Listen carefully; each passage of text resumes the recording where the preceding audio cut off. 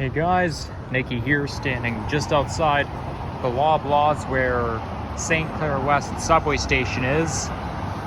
And I'm about to go right into, what's that park called again? Nordheimer Ravine. Yeah, I'm about to go into Nordheimer Ravine. It's gonna take me some time to pronounce it. But okay, that's 33 Forest Hill. I was actually going to film a bus ride going from one end of line 1 to the other, but apparently I'm not going to do that because I checked Transy and the only buses there are the Nova buses. They're strictly just 2017 Nova Bus LFS buses, and I filmed so many rides on them in the past, and I'm too reluctant to film another ride on Nova buses because it becomes a bore, right? You know how I feel about Nova Bus LFS buses. Not many people like them because there's just too many of them and they're not even that great. So yeah, because of that, I decided to just forget it and film this nature video here instead. Okay, I feel like temperature, I don't know what the temperature is now. I know it was 20 degrees earlier, but it feels like it's in the, I feel like it's below 20 in the upper teens. Maybe it's temperature, temperature's a little different, like out in different necks of the woods. Emergency service. So there are some strange TTC infrastructure that you will encounter down here. It may look abandoned if it's right in the woods, but it's basically the emergency exit because the subway pretty much runs just below here. And oh boy, it definitely smells like fall right now. And I just saw another path, but I'm not sure which path I should follow. So I'm gonna hike through this one instead. Now this path starts off just across from Loblaws and at St. Clair West subway station, and then it goes down towards Roycroft Park, and it runs just near Bathurst Street. Okay, so this path doesn't really matter. It both interlines, so at least whether it go this way or the way I just walked through. Whether I walk down this path or the other one, I would still end up in the same place because it does interline, so it really doesn't matter. Well, actually, I just had a Starbucks Frappuccino, so maybe that's the reason why I'm feeling cold. Just take a quick peek in there. I think they have a reservoir around here somewhere.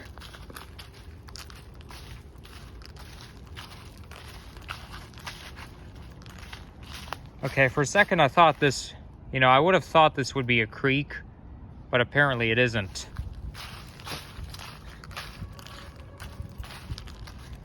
So this Ravine Park is home to certain trees such as the Siberian fir, something like that.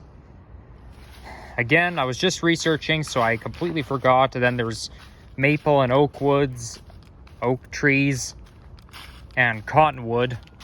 Now, I don't know what those, I can't tell the different between the different types of trees. I think the maple trees are kind of gray and they have up and down ridges. But I'm no tree expert. I kind of wish I was, though. I mean, obviously it wouldn't hurt if I do some research. But the thing is, though, there's a lot of things that I wanted to do research about. It's like there's public transit, and then there's nature, and also video games like Call of Duty, right? That game has been around for a long time, before I was born.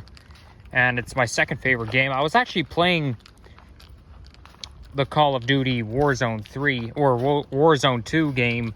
I think it was yesterday. And they now have a Halloween theme. So you like when you open up a loot case or a duffel bag, there can actually be a zombie getting out and screaming at you. You know, you open it up and it kind of jump scared me. I would say I get more jump scared playing that Halloween themed Call of Duty game than going to Canada's Wonderland Halloween Haunt. Because, you know, that zombie or that whatever, it just jumps right at you and it screams at you right in the screen. I actually did film, like, you can, when you're on Xbox Series X, you can record, you have the opportunity to record what you're doing, but you can only record up to 4 minutes. And I do have some recordings of that, so maybe I can post it on YouTube if I can find it somewhere. I don't know what I would title it though. But yeah, but you see, with research, there's just too many things that I wanted to know about, and it's too much, right? Like researching about transit, then nature, Call of Duty, and the Xbox Series X. Oh, look at that. That is swamp water, what I'd call it. I think there might be some algae living in it. No, it's probably just a swamp water. I can actually picture swamp water being warm. And I have a feeling that at one time I actually swam in swamp water, but it's not very pleasant because it's infested with mosquitoes and bugs and whatnot. See, there's another entrance to the TTC subway. So it's sort of like Cedar Vale Ravine Park. I don't think this park is as lively as Cedar Vale. I don't think it's as well known either. But still, it's a good park for nature lovers. You know what? This actually might be a place to take your dogs off leash. Behind that fence.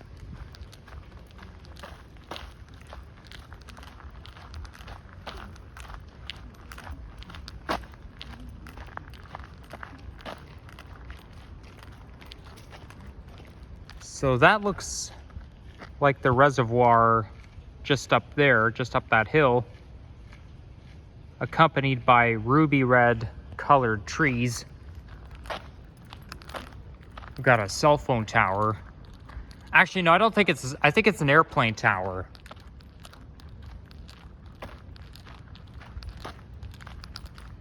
But, you know, our brain works just like random access memory because we can only handle a certain amount of knowledge.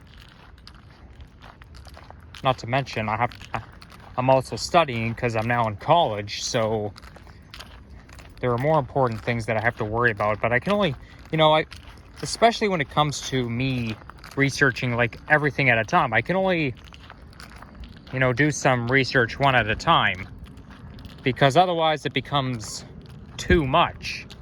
There's just way too many opportunities out there. So I think this might be a dog-friendly park. Let's see what it says here. Max is excited about his walk, but make sure he's on a leash in public. Uh-huh. Well, like I said, if you're behind this fence, you could probably take your dog off leash. But yeah, if only those owners would obey the bylaws, obey the signs, but apparently they don't.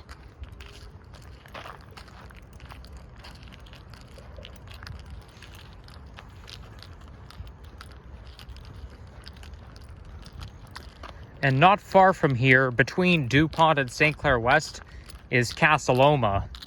And there they have Legends of Horror, which is just like Canada's Wonderland Halloween Haunt. I've never been to that Legends of Horror event before, but I have been to Casaloma once. I think it was around May-ish 2014. It was definitely 2014, that's for sure. And it was a cloudy and kind of rainy day from what I can remember. But I find Casa Loma was pretty cool. They even had like an underground garbage tunnel, what they call it. Garbage tunnel's pretty long. It's about as long as a subway tunnel can be. Of course, I would have been younger, so things may not be exactly the same as I remember it, but you know, it can only be determined based on memory. Now, I wonder what's up there. What's up that pathway?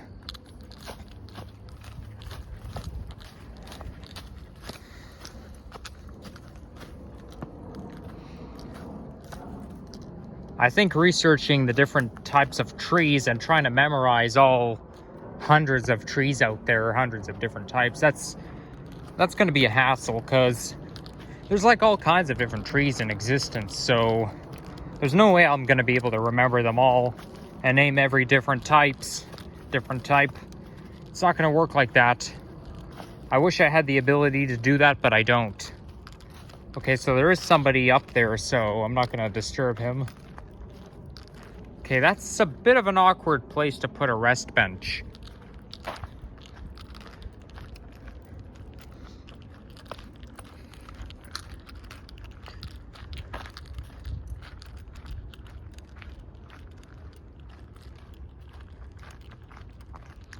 And the way they put up that fence, the way they're fencing out the forest, it kind of reminds me of that Ravine park that leads towards Sunnybrook Hospital. I forgot the name of it, but I did film a video there last winter. I actually filmed a video there on that warm day in February when we reached 15 degrees. And it was followed by a Sunnybrook video. You know what? I think they might do that because they might be fencing out the forest because there are some vulnerable species back there. Oh, this sign actually... This is an environmentally significant area. I see. Please keep your dog on a... Okay, but... Does this exactly explain why they fence it out? I mean, the top part above the graffiti does. So... I guess that makes sense. It's kind of a pity for me because I was hoping to film some nature clips in there. I can't film as many nature clips nowadays because of me in college, but when I have the opportunity, I'll do that.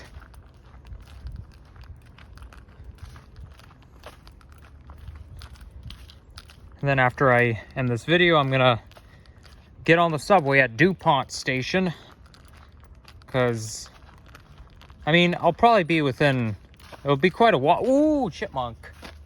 It'll be quite a walk between Roycroft Park and DuPont subway station, but at least it's nearby. Okay, I don't know where that chipmunk went, but anyways. Okay, those leaves are still green. Some of them are starting to turn yellow.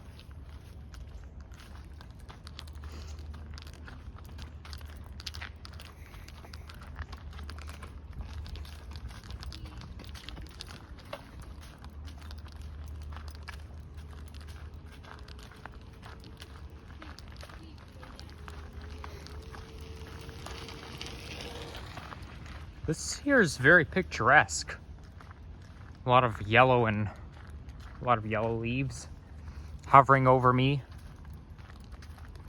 Just so picturesque. I think it would actually be even more picturesque if you go to the lower Dawn Parklands at this time of year, which I did exactly a year ago today.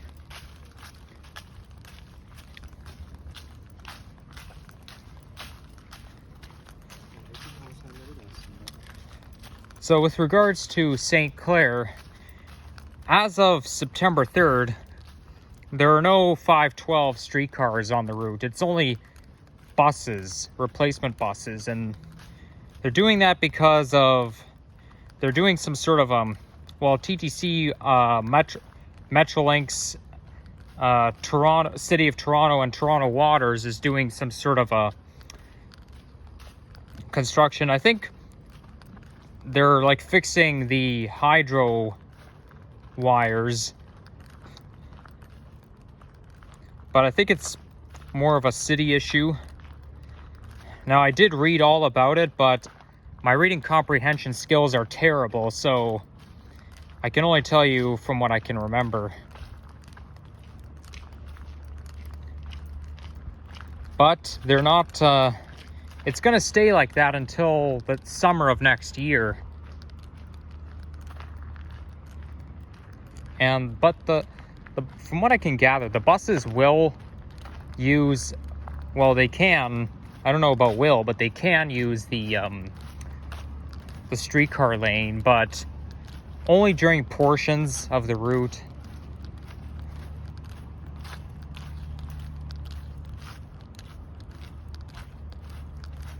But the rest, it's gonna be like some bus route, because it's gonna be stuck in traffic. So if there's a lot of traffic, well, the streetcars, they can run right through traffic, although they still have to obey those traffic signals. But if there's like a traffic jam or whatever, streetcars don't have to worry about it. Buses will. And they even say on Blog.to that the streetcars being replaced with buses is the sole reason why people hate public transit. Well, guess what? I'm not one of them. I think it even said everybody hates public transit because the sole reason. But, you know, I'm a bus expert. I actually like buses more than streetcars. That's why I don't film streetcar videos very often. I mean, I do once in a while, but you know, they don't. But I'm more of a bus guy. I like buses a lot more. I mean, I can understand why, because with streetcars it's faster, but still, you know. And 512 is one of the busiest streetcar routes. They say it's the 8th busiest routes, especially St. Clair Avenue West, but you know, 512 is one of the busiest streetcar routes. So if you do ride the 512 replacement bus, there's a good chance it'll be pretty crowded, because St. Clair is very affluent and a lot of people live around there. So the service would probably be very slow. So anyhow, I just came out of the Ravine, and now I'm on one of the side streets. So I don't know if I can film a nature clip in there. It doesn't have any significance, and you know, it's just uphill. Somebody built a teepee over there, but yeah, I don't know what I'm gonna do. But anyhow, guys, that'll be it. If you enjoyed this video, leave a like, comment, and subscribe if you haven't already. And stay tuned, and happy early Halloween, everyone. Bye-bye.